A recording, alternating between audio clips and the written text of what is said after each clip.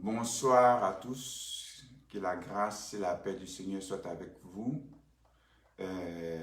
Comme vous le savez, nous sommes à notre direct de chaque soir. Ce soir, nous allons aborder un thème important. Mais avant, je voudrais d'abord vous souhaiter bonne heureuse année 2021. Que la grâce et la faveur de Dieu se multiplient dans votre vie. Que l'Esprit vous accorde un esprit de sagesse et de révélation dans sa connaissance.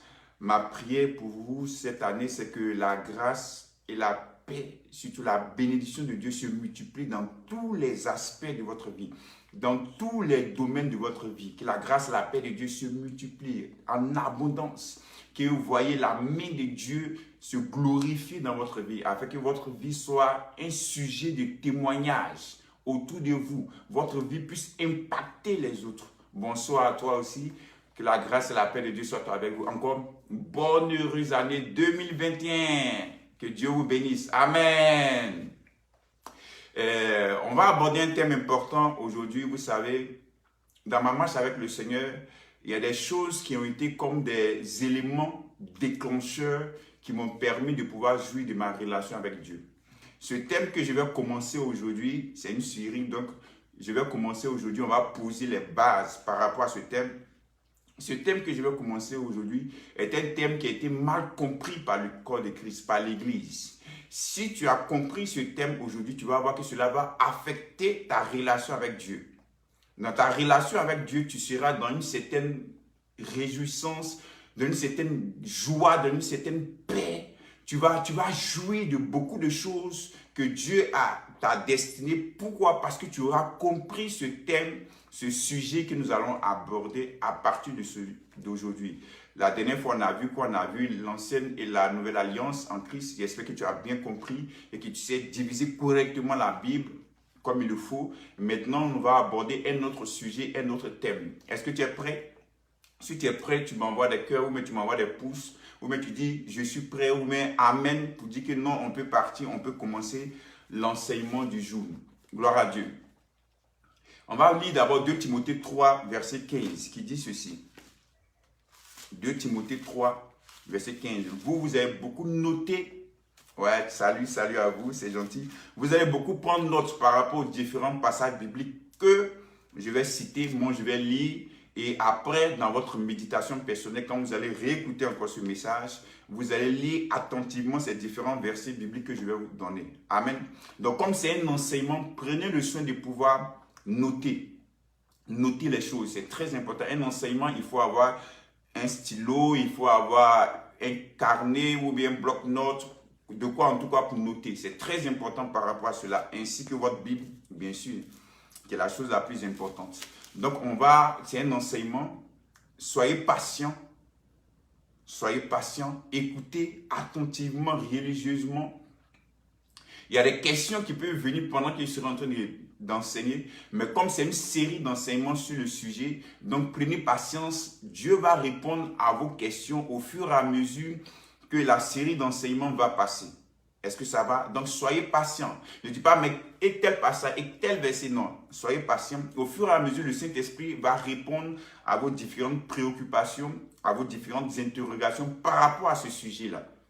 Est-ce que ça va? Donc, c'est très important de pouvoir dire cela. Donc, 2 Timothée 3, verset 15, qui dit ceci. Donc, Paul écrit à son fils spirituel Timothée, qui était aussi pasteur à l'église d'Éphèse. Dès ton enfance, tu connais les saintes lettres ou les saintes écritures qui peuvent te rendre sage à salut par la foi en Jésus-Christ. Donc, Paul dit à Timothée, depuis ton enfance, ta jeune enfance, tu connais les saintes lettres, les saintes écritures qui peuvent te rendre sage à salut en Jésus-Christ. Quand vous voyez dans les livres du Nouveau Testament, c'est-à-dire de Matthieu jusqu'à Apocalypse, le thème écriture, les écritures ou les saintes lettres, sachez qu'il fait référence aussi aux livres de l'Ancien Testament.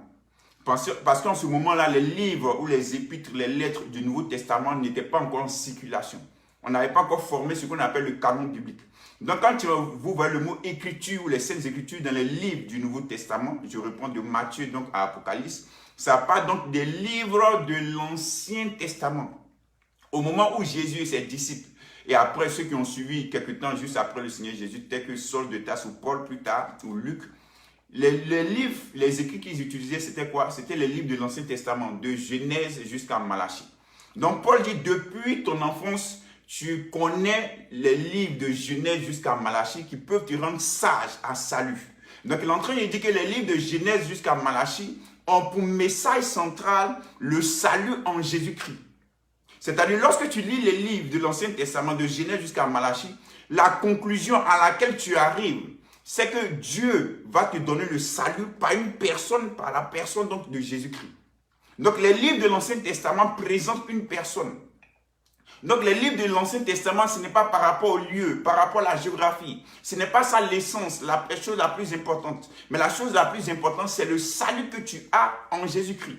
Donc dans les livres de l'Ancien Testament, au travers des personnages de l'Ancien Testament, on découvre le salut que nous avons en Jésus-Christ. Donc vous allez voir, donc, Dieu va utiliser la vie des personnes ordinaires pour nous faire comprendre le salut que nous allons obtenir plus tard dans la personne de Jésus-Christ. Est-ce que ça va? Regardez par exemple, Boaz et Ruth. Boaz parle de Jésus-Christ et Ruth parle de l'Église. Donc Ruth qui est l'épouse de Boaz. Donc Ruth qui symbolise l'Église, qui est l'épouse de Boaz qui est Christ. Donc Boaz qui est riche va aller racheter Ruth. Et Ruth qui était donc une non-juive, donc une moabite, une nation étrangère, une nation même qui était maudite, qui n'avait pas droit d'entrer dans le temple, qui symbolisait la présence de Dieu, va devenir l'épouse d'un homme très riche. Celle qui était pauvre, celle qui était méprisée, celle qui était avant veuve, qui n'avait même pas le droit de citer entre guillemets en Israël, va devenir l'épouse d'un homme très important dans la ville où il se trouvait. Donc, Boaz qui représente Christ va venir racheter l'Église au travers de son sang. La Bible déclare que Christ, de riche qu'il était, s'est fait pauvre afin de pouvoir nous enrichir. Donc, Ruth qui était pauvre va devenir riche de par son mariage avec Boaz. Donc, nous qui étions pauvres spirituellement, Christ va nous rendre riches au travers de son union avec nous, l'Église. Et Ruth qui était non-juive. Pourquoi? Parce que l'Église, qui est symbole donc de l'Église est composée des gens qui sont à 90% non-juifs. Donc moi je suis chrétien, je fais partie de l'Église, mais je suis non-juif. Donc toutes les histoires de la Bible en général vont pointer vers Christ et l'œuvre de son salut. Donc le message central de la Bible, c'est quoi? C'est le salut en Jésus-Christ. Est-ce que vous comprenez? Le salut en Jésus-Christ, c'est le message central. Donc, plus tu vas méditer, plus tu vas étudier, plus cet esprit va te révéler les choses. L'apôtre Paul dit, quand tu vas faire cela, tu vas avoir la sagesse en ce qui concerne le salut. Mais malheureusement, le concept du salut a été mal compris par les chrétiens. On a l'impression que le salut, c'est d'abord la chose qu'il faut comprendre et ensuite tu vas aller dans des choses plus profondes. C'est-à-dire comme si on méprisait le salut, on disait le salut, c'est d'abord les choses premières, ce sont les choses qui ne sont pas trop profondes. Non. On commence par le salut et on termine par le salut. Le salut est l'élément principal de l'œuvre que Christ est venu nous accorder. Le salut, c'est important. Le salut, tu commences avec le salut et tu termines avec le salut. On ne finit pas de comprendre, d'avoir une révélation profonde en ce qui concerne le sujet du salut. Bon, le salut, qu'est-ce que c'est? Je vais symboliser le salut pour que vous puissiez comprendre par rapport au thème que je vais développer ces derniers temps. Le salut, c'est comme quelqu'un qui va dans une boutique, peut-être à la Fnac ou bien chez Boulanger. Et tu dis, je vais acheter un ordinateur. Tu allais acheter l'ordinateur. Mais lorsque tu prends l'ordinateur, qu'est-ce qui se passe? Dans l'ordinateur, tu as quoi? Tu as un écran. On est d'accord? Tu as un clavier. Tu as une souris. Tu as un disque interne. Tu as un chargeur. Tu as dit que tu veux l'ordinateur, mais l'ordinateur est composé de tous ces éléments-là. Tous ces éléments forment quoi? L'ordinateur. Donc le salut, c'est comme ça. Le salut, dans le salut, on a plusieurs éléments qui composent le salut. On dit l'ordinateur, mais il y a l'écran, il y a le clavier, il y a la souris, il y a le chargeur, il y a le disque interne et d'autres choses. Donc plusieurs éléments qui composent l'ordinateur. Donc il dit, je vais acheter l'ordinateur, mais on te donne tous ces éléments avec. Parce que c'est tous ces éléments qui font l'ordinateur. De la même manière, dans le salut, il y a plusieurs éléments qui sont composés. Dans le salut, tu as la vie éternelle. Dans le salut, tu as la rédemption. Dans le salut, tu as la sanctification. Dans le salut, tu as le baptême du Saint-Esprit. Dans le salut, tu as le sceau du Saint-Esprit. Dans le salut, tu as la sanctification. Tu as toutes ces choses. Et dans le salut, tu as aussi le pardon des péchés. C'est le thème que nous allons aborder ces derniers temps. Le pardon des péchés, la rémission des péchés. Donc, dans le salut, tu as la rémission ou le pardon des péchés. C'est compris dans le salut que Christ est venu t'offrir, que Christ est venu t'apporter. Est-ce que vous comprenez? Ce n'est pas que tu as le salut à part et après cela, tu dois maintenant obtenir le pardon des péchés. Non, non. Le pardon des péchés est contenu dans le salut que Christ est venu t'offrir. Donc le salut, c'est comme quoi un package que Dieu met à ta disposition dans lequel il y a beaucoup d'autres éléments qui composent cela. Donc comme je disais, dans le salut, il y a quoi? La rémission ou le pardon des péchés. Vous comprenez? Donc le pardon des péchés, ce n'est pas quelque chose que Dieu te donne lorsque tu confesses tes péchés. Ce n'est pas quelque chose que tu obtiens après avoir obtenu le salut.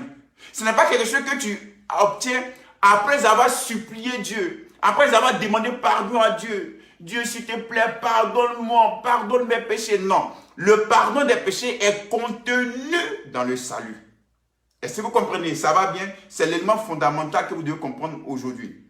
On va voir Luc chapitre 1. C'est Zacharie, le père du prophète Jean-Baptiste. Lui qui était le précurseur du Seigneur Jésus-Christ. Lorsque l'Esprit de Dieu va remplir Jean-Baptiste, il va dire ceci, rempli du Saint-Esprit. Luc 1, verset 76 à 17. Il parlait d'abord de son fils Jean-Baptiste, ensuite il va parler de Jésus. Et toi, petit enfant, il faisait ici référence à Jean-Baptiste, et toi, petit enfant, tu seras appelé prophète du Très-Haut, car tu marcheras devant la face du Seigneur pour préparer ses voies. Donc, il est temps de prophétiser sur son fils Jean-Baptiste. Donc, toi aussi, tu peux prophétiser sur tes enfants. Alléluia.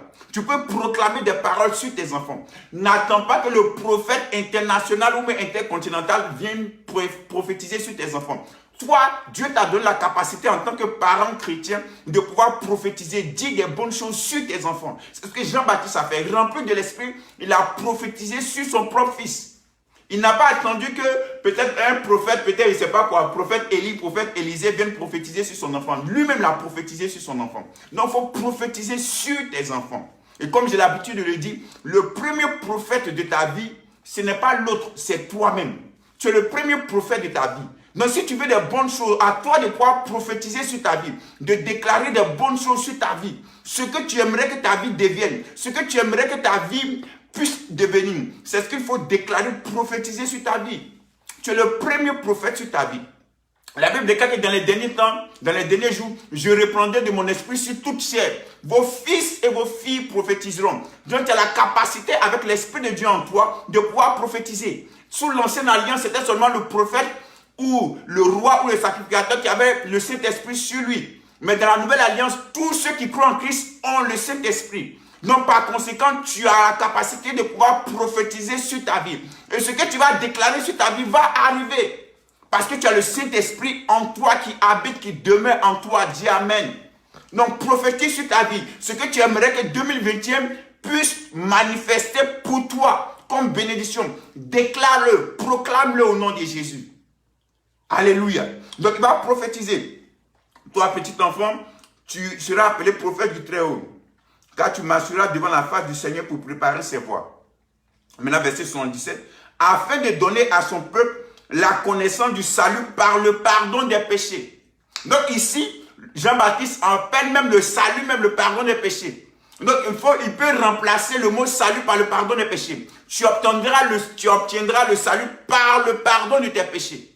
Donc pour montrer que le pardon des péchés est compris dans le salut. On va voir Actes chapitre 10. C'est Pierre qui entre dans la maison de Corneille, le centenier Corneille, et qui commence à prêcher. Il ne voulait pas entrer d'abord dans la maison de Corneille, vous connaissez l'histoire. Finalement, il est parti parce que le Saint-Esprit l'a convaincu d'y aller. Pourquoi? Parce que Corneille était non-juif, donc il n'avait pas l'autorisation selon la loi de pouvoir entrer dans la maison des non-juifs et surtout d'y manger. Mais voilà ce qui va se passer. Donc Luc 1, 76 à 77, lui on a lu. Maintenant regardez, il va parler, prêcher. En ce temps, Corneille va venir donc avec sa famille et ses amis proches dans la maison de Corneille. Ils étaient là, donc Corneille était dans sa maison avec ses amis proches, ses parents. Et Pierre va commencer à prêcher. Mais Pierre va dire cette phrase et ensuite la Bible déclare que le Saint-Esprit va tomber sur Corneille et sa famille. Il va dire ceci. Verset 43, acte 10, verset 43. Tous les prophètes rendent de Jésus le témoignage que quiconque croit en lui reçoit par son nom le pardon des péchés. Donc quiconque croit en Christ reçoit en lui le pardon des péchés. Donc reçoit en lui le salut. Reçoit en lui le pardon des péchés. Donc ici, ces versets montrent que le pardon des péchés est compris dans le salut. Et si on le reçoit par la foi, du moment où tu crois en Jésus, tu reçois le pardon des péchés. Donc le pardon des péchés n'est pas séparé du salut. Ce n'est pas quelque chose qu'on obtient après avoir obtenu le salut. Mais le pardon des péchés est compris dans le salut. Est-ce que tu comprends? C'est l'élément fondamental. Le pardon des péchés est reçu dans le salut. Quiconque croit en son nom reçoit par lui le pardon des péchés ou la rémission des péchés. C'est la même chose en grec. Et c'est vous comprenez ce que je suis en train de dire. Donc, le pardon des péchés est compris dans le salut. Ce n'est pas quelque chose de différent. Ce n'est pas quelque chose que nous recevons après. Après avoir supplié, demandé pardon à Dieu, confesser ses péchés. Non, non, non. Tu reçois le pardon des péchés le moment où le jour tu confesses Christ, le jour où tu acceptes Christ, le jour où tu crois en Christ, tu reçois le pardon de tes péchés aussitôt. Alléluia. Vous savez, lorsque j'ai étudié l'histoire de l'Église, arrivé un moment, mon cœur était déchiré. Mon cœur était déchiré, pourquoi? Parce que j'avais lu l'histoire de certaines personnes qui voulaient obtenir le pardon des péchés. Il y a des gens, pour obtenir le pardon des péchés, ce qu'on appelait, ils faisaient la pénitence. La pénitence, c'est quoi? La pénitence, c'est se punir soi-même pour obtenir le pardon de ses péchés. Il y a des gens qui récitaient, qui faisaient de longues prières, des heures, afin que Christ puisse leur pardonner. Il y a des gens qui marchaient sur des tessons de bouteilles, des bouteilles qui étaient cassées, brisées, et les tessons de bouteilles, ils marchaient dessus, jusqu'à ce que leur sang sortait. Et lorsque leur sang sortait, ils se disaient que voilà, je sais que maintenant que Dieu m'a pardonné. Il y a des gens qui restaient dans des caves, dans des cavernes, dans des grottes, dans des donjons, faisaient des mois et des semaines de jeûne et prière pour que Dieu puisse leur pardonner. Ça fait mal lorsque tu découvres ces genres de choses-là. Alors que la Bible déclare que quiconque croit en lui reçoit par lui le pardon de ses péchés. Est-ce que vous comprenez? Donc le pardon des péchés est compris dans le salut. Ce n'est pas quelque chose qui est séparé du salut. Ce n'est pas quelque chose de distinct du salut. Mais c'est quelque chose qui est compris dans le salut. Alléluia. Est-ce que ça va?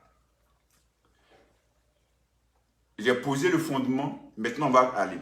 Pour mieux comprendre le pardon des péchés, il faut comprendre d'abord c'est quoi le péché. Il faudrait que tu comprennes le concept du péché. Si tu n'as pas compris le concept du péché, qu'est-ce que c'est que le péché? Tu ne comprendras pas bien, ou bien tu ne vas pas bien appréhender l'œuvre que Christ a accomplie pour toi, afin que tu puisses jouir de cela.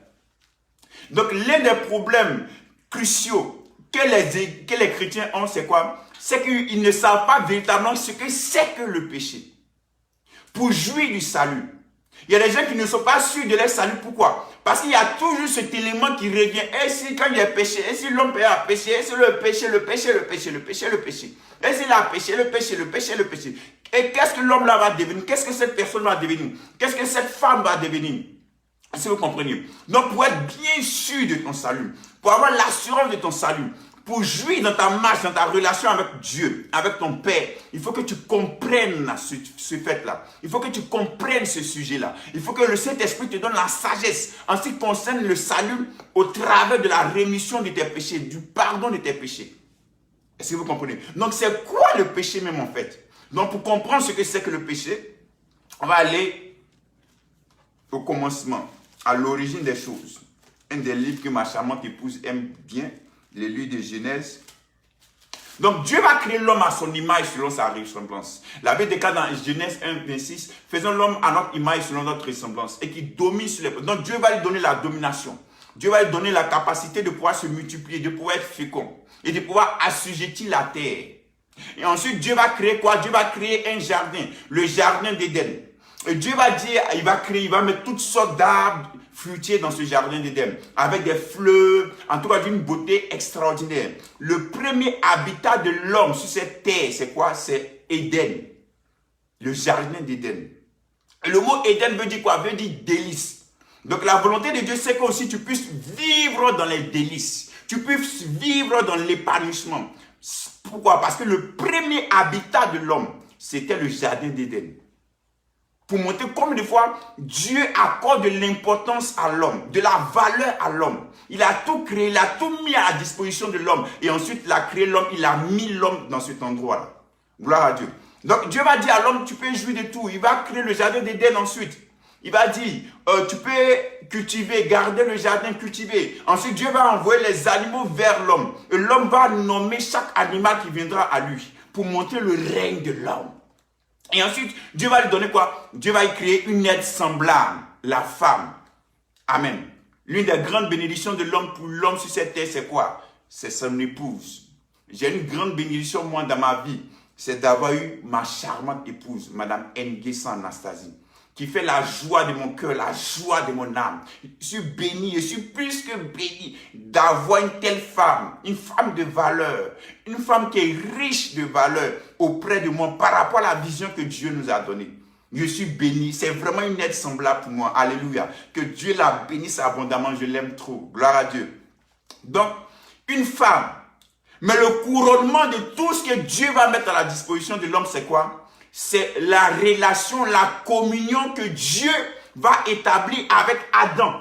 La Bible déclare que chaque soir, Dieu venait à Adam pour communiquer avec Adam, pour discuter avec Adam, pour avoir une relation avec Adam. Donc, la chose la plus merveilleuse que l'homme avait, c'était quoi? C'était la relation avec Dieu. Mais dans toutes ces choses-là, qu'est-ce qui va se passer? Dieu va dire à Adam, tu pourras manger de tous les arbres qui sont dans le jardin d'Éden. Mais quand tu as l'arbre de la connaissance du bien et du mal, le jour où tu vas en manger, tu vas mourir. C'était la seule recommandation que Dieu avait laissée à Adam. Est-ce que vous comprenez? Quelque temps après, vous connaissez l'histoire. Ensuite, le diable va venir sous la forme du serpent. Le serpent va dire à la femme que tu peux manger. Qu'est-ce que Dieu a dit par rapport à ça? Eh bien, non, Dieu a dit de ne pas toucher, de ne pas manger. Elle a ajouté toucher. Dieu n'avait pas dit toucher. De ne pas toucher, de ne pas manger. Il a dit c'est faux. Vous ne mourrez point. Donc Dieu dit à l'homme, le jour où tu vas manger ça, tu vas mourir. Et le diable vient dire, tu ne mourras point. Est-ce que vous comprenez? Et finalement, Adam et Ève, vous n'avez pas dit Ève et Adam, vont consommer le fruit défendu par Dieu. Ils vont manger cela. Alléluia. Vous savez, le péché, ce n'est pas en réalité, l'acte de manger le fruit de la connaissance du bien, de l'arbre de la connaissance du bien et du mal. Le péché a commencé d'abord dans le cœur de l'homme. C'est-à-dire, Dieu a dit à Adam, le jour où vous allez manger, vous allez mourir. Et le diable a dit non. Si vous mangez, vous n'allez pas mourir, mais vous allez devenir comme Dieu. Donc, le diable a donné une parole contraire à la parole que Dieu a dite. Donc, le péché ici, c'est le fait d'avoir cru en la parole du diable et d'avoir rejeté la parole de Dieu. Dieu dit non, ne mange pas, sinon tu vas mourir. Le diable dit non, vous n'allez pas mourir. Donc, ils vont accepter la parole du diable et rejeter la parole de Dieu. Donc le péché en lui-même commence d'abord dans le cœur. C'est dans le cœur qu'ils ont conçu de manger d'abord le fruit défendu. En acceptant la parole du diable. Donc le péché est d'abord une question de cœur, avant d'être d'abord une conduite, un acte. Le péché a commencé d'abord dans le cœur d'Adam et Ève, avant de se manifester maintenant par les actes ou par les actions ou par les œuvres. Est-ce que vous comprenez ce que je suis en train de dire? Donc le péché, c'est d'abord une question de cœur. C'est le fait d'avoir rejeté la parole de Dieu, d'avoir rejeté ce que Dieu a dit et d'avoir accepté ce que le diable a dit. Donc il y a des gens qui disent non, pourquoi Adam a fait ça? Si j'étais à la place d'Adam, je n'aurais pas fait ça. C'est pareil. Dieu te dit que tu es déjà pardonné. Dieu te dit qu'en Christ, lorsque tu crois en lui, tu as déjà la rémission des péchés. Mais tu refuses cela. Tu préfères accepter ce que la religion te dit. Ce que le diable te dit. Non, il faut d'abord que tu fasses ceci, tu fasses cela, tu fasses ceci. Il faut d'abord que tu jeûnes. Il faut d'abord que tu fasses cela, que tu abandonnes avant que Dieu ne te pardonne. Non. Tu l'as déjà. Donc c'est la même chose que nous faisons. La Bible déclare qu'en Christ, par ses meurtrissures, vous avez été guéris. Nous avons déjà la guérison. Mais l'ennemi te dit non, tu n'es pas encore guéri. Regarde les symptômes, regarde ceci, regarde cela. Et donc tu crois. Si vous comprenez. La Bible déclare que celui qui est en Christ, qui croit en Christ, il a déjà la vie éternelle. Une vie éternelle, c'est une vie qu'on ne peut pas abandonner. Qui ne peut pas nous abandonner même. Parce qu'elle est éternelle. Mais les gens te disent, la religion te dit, le diable te dit que non, tu peux perdre la vie éternelle. Et toi aussi tu acceptes. Donc c'est pareil que ce que Adam a fait. Adam a accepté la parole du diable et il a refusé la parole de Dieu. Vous comprenez? Donc le diable a dit non, si vous mangez, vous n'allez pas mourir. Mais vous allez devenir comme Dieu. Vous allez devenir comme Dieu. Je vais faire une pause sur cela. Si vous mangez, vous n'allez pas mourir. Mais vous allez devenir comme Dieu. Qu'est-ce que ça veut dire? La Bible déclare dans Genèse 1, 26 que Dieu a fait l'homme à son image. Le verset 27, on le voit. Dieu a fait l'homme à son image et à sa ressemblance. Donc l'homme était déjà comme Dieu. Mais le diable dit, si vous mangez, vous allez devenir comme Dieu. Donc le diable est en train de te dire, s'il faut poser des actes pour devenir comme Dieu, alors que Dieu les avait déjà fait comme lui. Est-ce que vous comprenez? Donc c'est ce qui se passe. On te dit, si tu veux devenir puissant, il faut jeûner et prier. Alors que déjà en Christ, tu as déjà la puissance.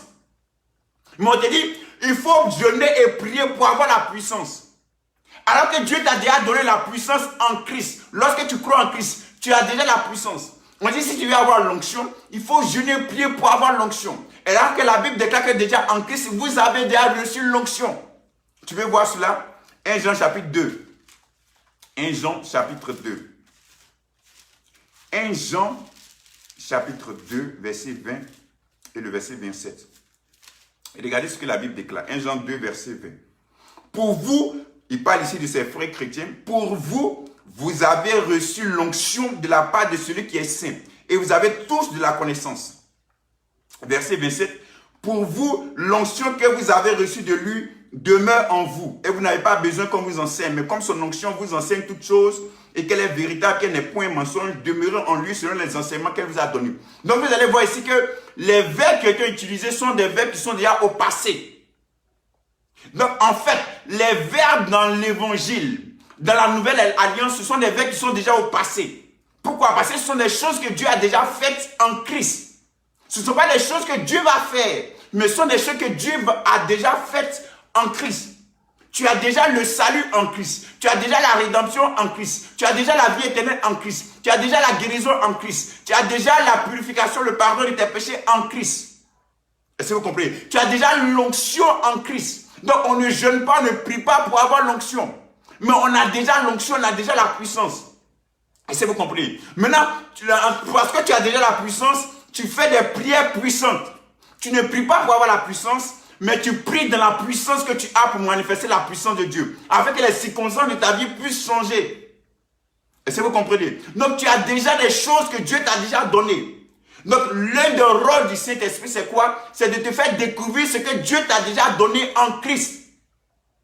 C'est aussi ça le but de l'enseignement. Oui, tout est accompli en Christ. Regardez, on va voir 1 Corinthiens 2. 1 Corinthiens 2, tu vas noter cela et après tu vas prendre cela. Méditez encore dessus. 1 Corinthiens 2, verset 12. Or nous, 1 Corinthiens 2, verset 12.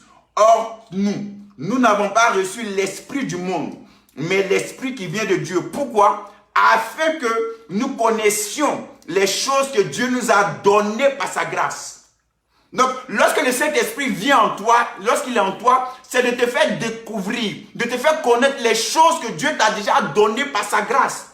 Pas les choses que Dieu te donnera, mais les choses que Dieu t'a déjà données par sa grâce. Par sa grâce, pourquoi? Par rapport à l'œuvre que Christ a accomplie, par rapport à l'œuvre achevée de Christ. les choses que Dieu a mis à ta disposition à cause du fait que Christ est mort et ressuscité. Donc les choses que Dieu t'a déjà données, c'est encore passé, nous ça a déjà donné. Donc les choses sont déjà à toi. Donc le but de l'enseignement, c'est de te faire découvrir par le Saint-Esprit ou par la parole écrite de Dieu, ce que Dieu t'a déjà réservé, qui est déjà en toi. Donc arrête de demander à Dieu des choses que Dieu t'a déjà demandées. Arrête de demander l'onction alors que Dieu t'a déjà donné l'onction. Arrête de demander la puissance alors que Dieu t'a déjà donné la puissance. Arrête de demander la guérison alors que Dieu t'a déjà donné la guérison. Ce sont des choses qu'il faut proclamer, qu'il faut déclarer. C'est en croyant du cœur et c'est en confessant de la bouche. Donc tu crois et tu confesses. Tu crois et tu confesses. Tu crois et tu déclares. Le mot confesser en grec, c'est dire la même chose que. Donc dis la même chose que la parole de Dieu dit. Dis la même chose que ce que Dieu dit. Donc ce sont des choses que Dieu a déjà préparées d'avance pour toi, bien-aimé. Parce que Christ a payé le prix. Si ce que Christ a fait n'est pas suffisant pour que tu rentres possession à ces genres de choses-là, c'est que c'est grave. Christ a versé son sang. Et le sang de Christ est suffisant pour que tu puisses obtenir cela. Est-ce que vous comprenez? Donc, Christ nous a déjà donné cela au travers de sa mort et de sa résurrection. Donc, c'est comme ça l'une des astuces du diable. Il faut faire cela pour devenir. Non, ils avaient déjà l'image de Dieu. Ils étaient déjà créés à l'image de Dieu. Donc, si tu ne crois pas, si tu es ignorant de ce que Dieu t'a déjà accordé en Christ, tu vas encore te perdre, tu vas encore te battre, tu vas encore courir après ces choses alors que tu les as déjà. C'est comme un chien qui court après sa queue, qui tourne, alors que tu as déjà cela. Tu comprends? Tu l'as déjà en Christ. Le Saint-Esprit vient te montrer, te révéler, te faire connaître les choses que Dieu t'a déjà données en Christ. Est-ce que vous comprenez? Donc, le péché, c'est d'abord une question de cœur avant de se manifester dans les actes, dans les œuvres. On va prendre Romains 5. On va terminer par ça, Romains chapitre 5. Verset 12.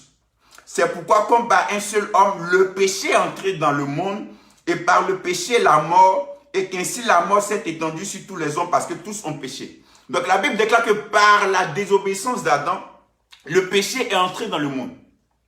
Donc le fait d'avoir cru dans la parole du diable et d'avoir rejeté la parole de Dieu, il a connu le péché.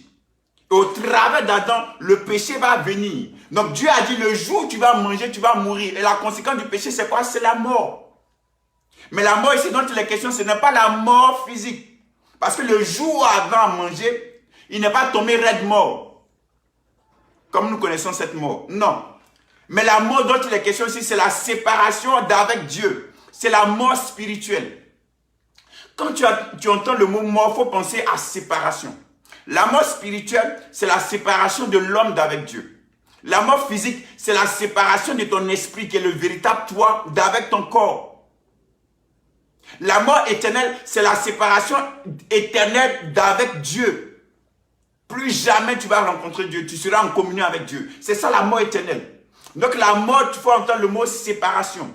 Donc il dit la mort physique, c'est la séparation de ton esprit qui est ton véritable toi d'avec ton corps. Donc le corps, c'est comme une maison, c'est comme une habitation. C'est le corps qui te permet de pouvoir vivre sur cette terre, de pouvoir marcher, te déplacer, sentir, goûter, toucher à ces choses, être en contact avec le monde physique.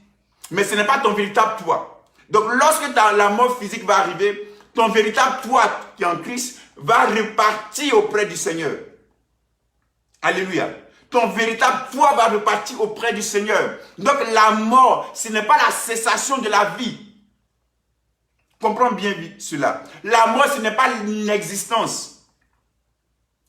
La mort, cela ne veut pas dire non, c'est fini pour toi, on ne peut plus rien faire, non, c'est fini. Non, non, non.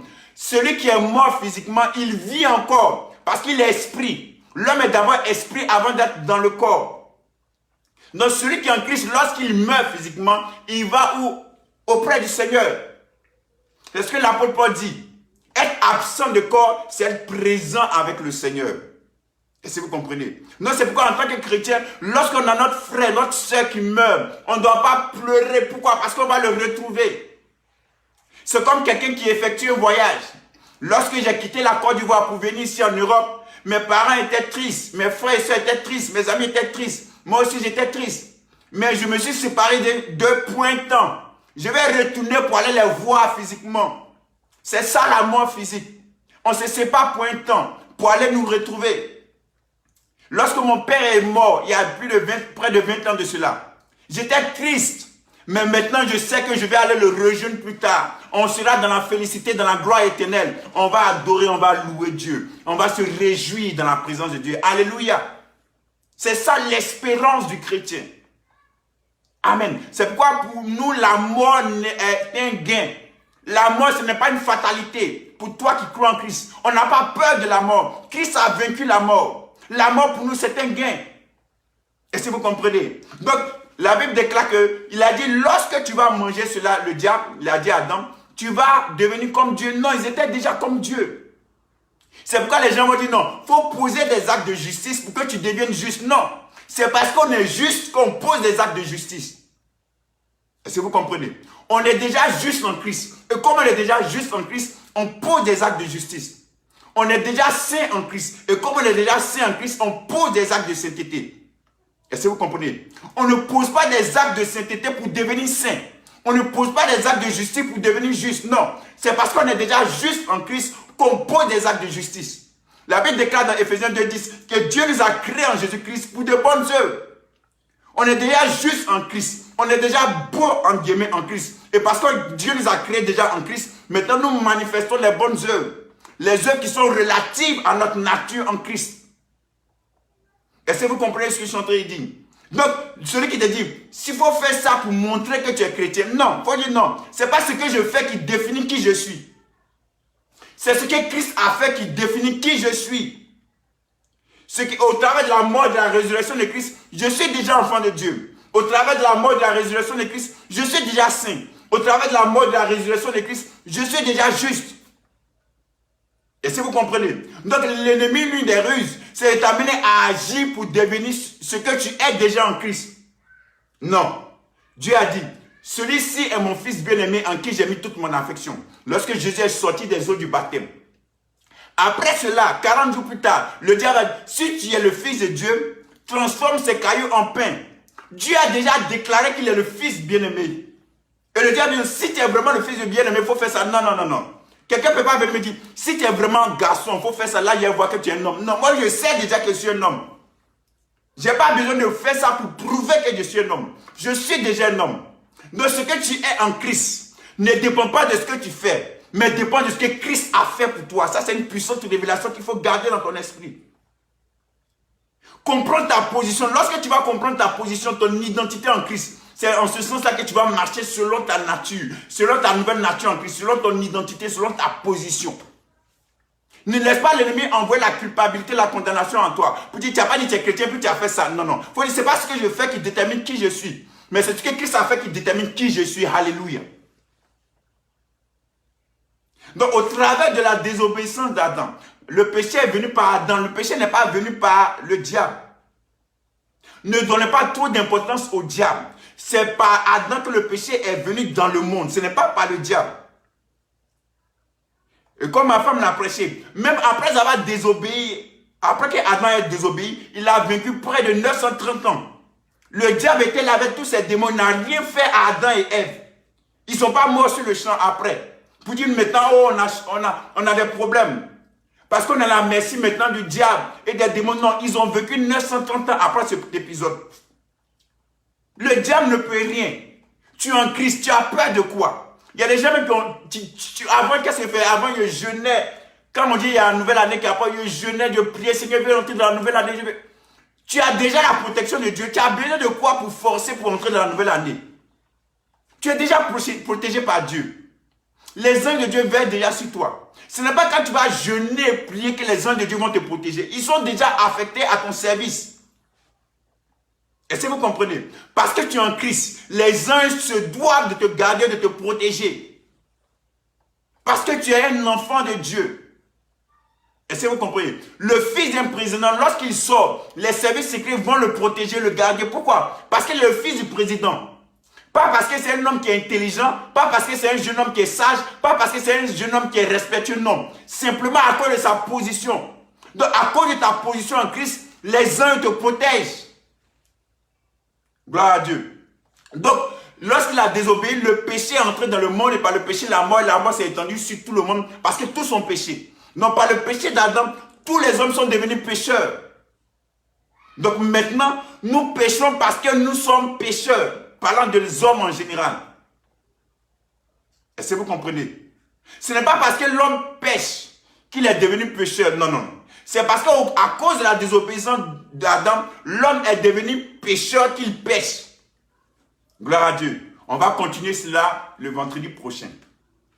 L'Esprit de Dieu veut véritablement te faire du bien et éclairer ta lanterne, éclairer ta compréhension par rapport à ce sujet, afin que tu puisses jouir de ta relation avec Dieu, afin que tu puisses être épanoui dans ta relation avec Dieu. Gloire à Dieu. Afin que tu puisses faire des exploits dans ces différentes années qui vont venir. Je suis sûr que cette année 2021 ne sera pas comme l'année passée précédente. Parce qu'ayant compris des choses, tu vas faire des choses extraordinaires pour la gloire de Dieu.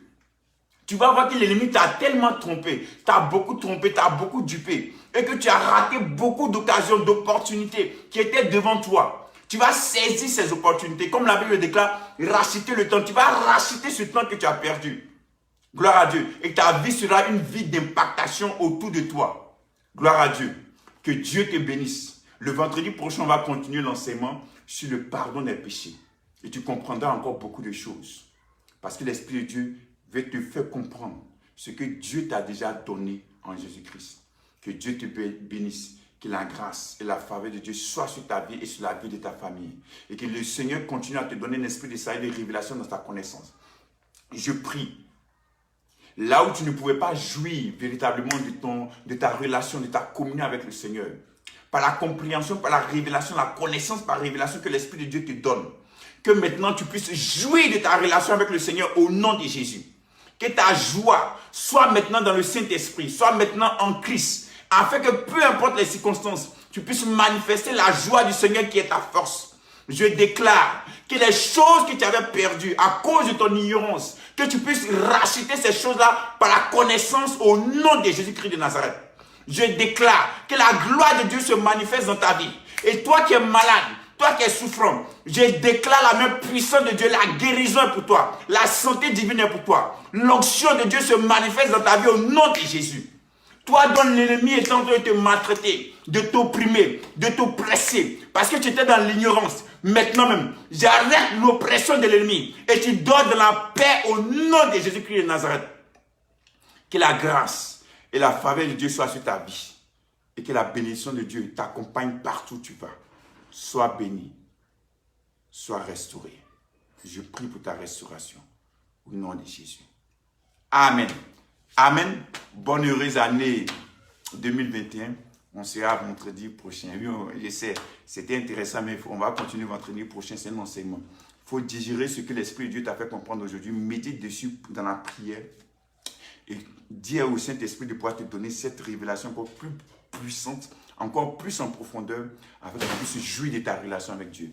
Bonne heureuse année 2021. Que Dieu vous bénisse. Que la grâce de Dieu soit avec vous. À vendredi prochain pour moi et à mardi avec ma charmante épouse. Que Dieu vous bénisse.